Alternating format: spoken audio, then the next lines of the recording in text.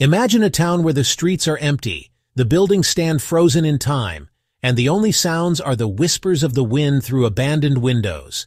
A place that was once full of life, bustling with miners, travelers, families, and fortune seekers, now left to decay, forgotten by time. What if you woke up one morning to find your entire town abandoned? What if everything you knew, your home, your school, your favorite diner, suddenly ceased to exist? Today we're diving into the top 10 most haunting ghost towns in America, uncovering their mysterious pasts, the rise and fall of their populations, and the eerie remnants left behind. Some of these towns were thriving cities before disaster struck. Others were built on dreams of gold, only to crumble when those dreams faded. But all of them have a story to tell. Which ghost town do you think is the creepiest? Would you ever dare to explore one of these places after dark? Let me know in the comments below. And before we begin, make sure to hit that like button, subscribe, and turn on notifications so you never miss an upload. Now, let's step into the past and explore these forgotten places. Our first stop takes us high into the Sierra Nevada mountains of California. Bodie, California, is one of the most well-preserved ghost towns in America, with an eerie atmosphere that makes it feel like a place stuck in time. This town was founded in 1859 after gold was discovered in the area, but it wasn't until the late 1870s that it exploded into a booming mining town. At its peak, Bodie had a population of around 10,000 people, making it one of the largest cities in California at the time. So what happened? Like many gold rush towns, Bodie's fortune didn't last forever. By the 1880s, the mines began to dry up and people started leaving. The decline was slow but steady, with most residents gone by the early 1900s. A massive fire in 1932 destroyed much of the town, sealing its fate as a ghost town. Today, Bodie is a preserved state park, with about 110 structures still standing in a state of arrested decay. Our next destination takes us to Centralia, Pennsylvania. It isn't just a ghost town, it's a disaster zone. Unlike other towns on this list that faded away due to economic decline, Centralia became uninhabitable due to a fire that has been burning beneath it for over 60 years. In the mid-1800s, Centralia was a thriving coal mining town, home to around 2,000 residents. It had homes, businesses, schools, and churches like any other small American town. But in 1962, something happened that would change Centralia forever. A fire was started in a landfill near an old coal mine, and it spread underground, igniting an enormous coal seam. By the 1980s, the government declared Centralia unsafe. Residents were forced to relocate, and most of the town's buildings were demolished. Today, fewer than 5 people still live there, refusing to leave despite the dangers. The ground is still burning, and experts estimate that the fire could continue for another 250 years. Our journey now takes us to the Nevada desert, to the ruins of Rhyolite. It is a textbook example of a gold rush boomtown that came crashing down just as quickly as it rose. Founded in 1904 after a promising gold discovery, the town grew at a staggering rate. Within just a few years, Rhyolite had a population of around 5,000 people. It wasn't just a makeshift mining camp. It had infrastructure, including hotels, a school, an opera house, and even a stock exchange. Investors poured millions of dollars into Rhyolite, believing it would become one of the richest towns in Nevada. But in 1907, disaster struck. The financial panic of 1907 caused banks to fail, and investment in mining dried up almost overnight.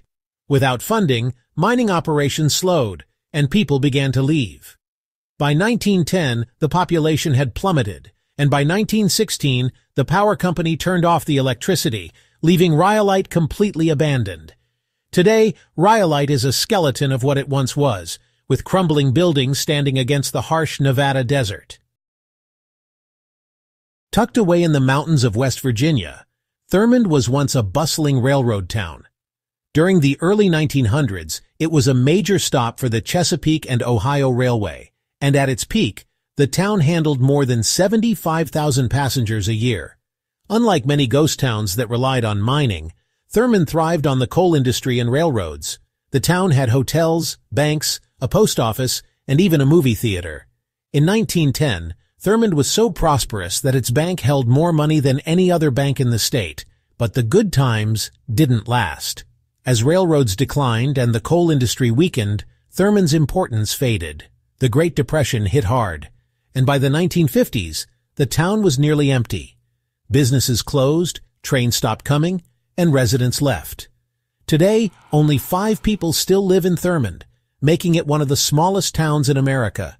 The National Park Service has preserved much of Thurmond, and visitors can walk through its deserted streets, exploring the abandoned train depot and old hotels. Our next stop takes us to the Deep South, to the moss-draped ruins of Cahaba, Alabama. It is one of the eeriest ghost towns in the South. It was once Alabama's first state capital, founded in 1819. The town was located on the banks of the Alabama and Cahaba rivers, making it a key transportation hub.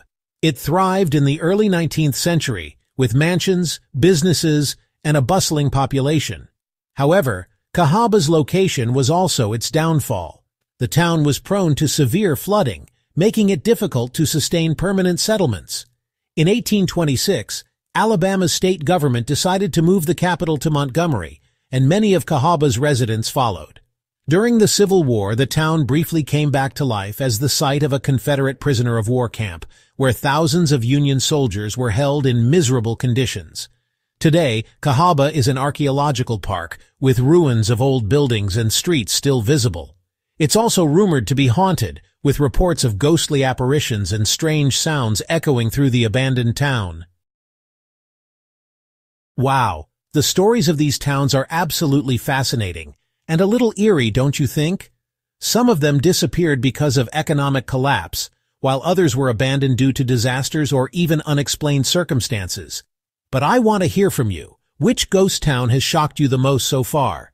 Would you ever visit a place like Centralia, where fire still burns beneath the streets, or Bodie, where it feels like the townspeople just vanished overnight? Drop your thoughts in the comments. And if you're enjoying this deep dive into abandoned places, make sure to hit that like button and subscribe, because we've got plenty more eerie explorations and forgotten history coming your way. Also, let me know, would you be interested in a video about haunted asylums, shipwrecks, or maybe even ghost ships? Tell me what you'd like to see next.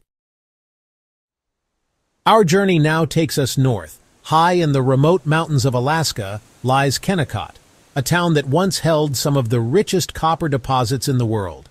Founded in the early 1900s, Kennecott wasn't just a small mining camp. It was a full-fledged company town, complete with houses, a school, a hospital, and even a recreation hall.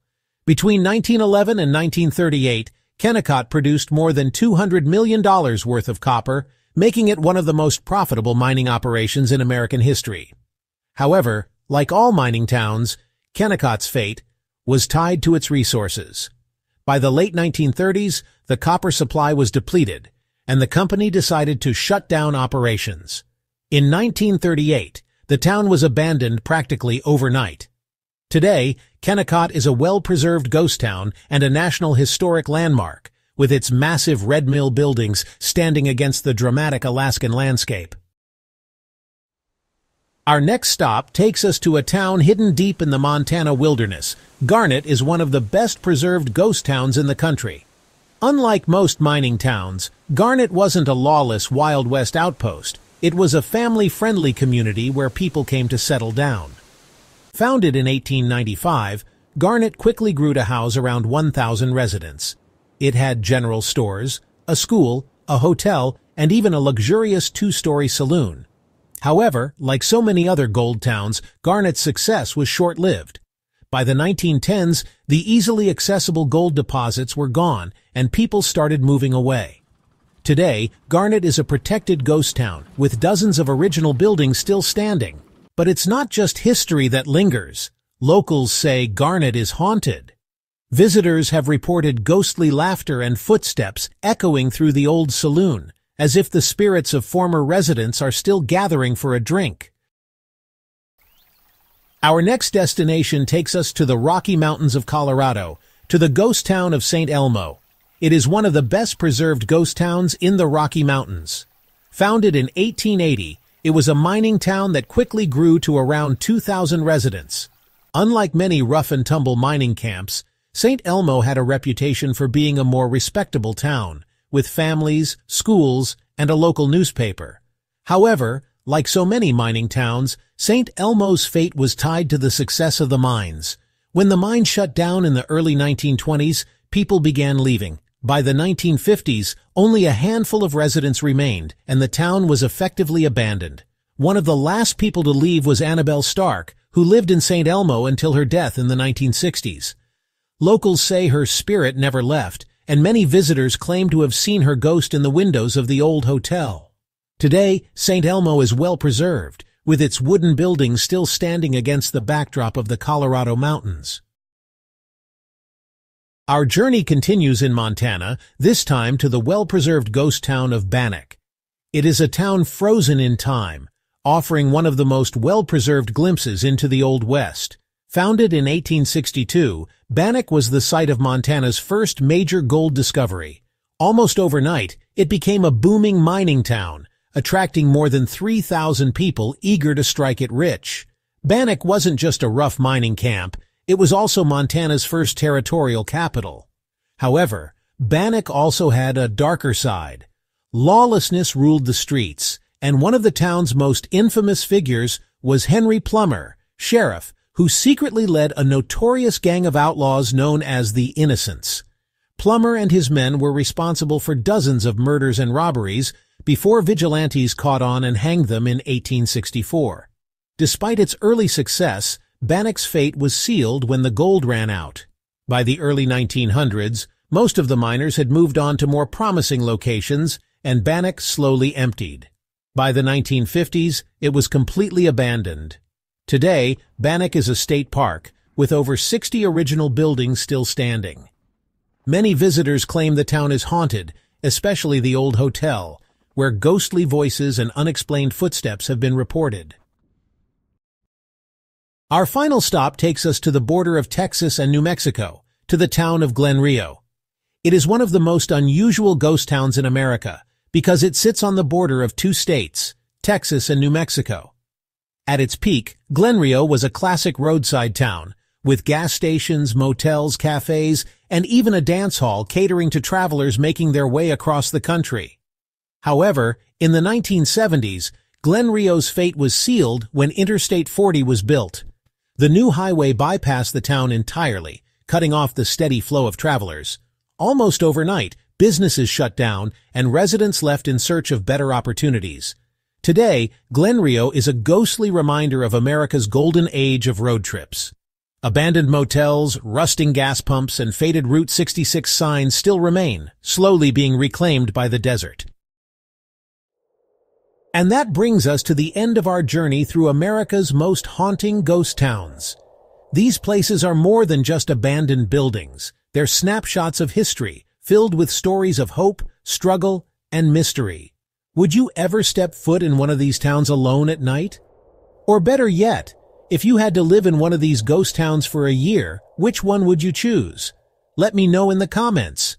If you enjoyed this video, don't forget to hit that like button, subscribe, and turn on notifications so you never miss an adventure. Thanks for watching, and I'll see you in the next one. Until then, stay curious and stay brave.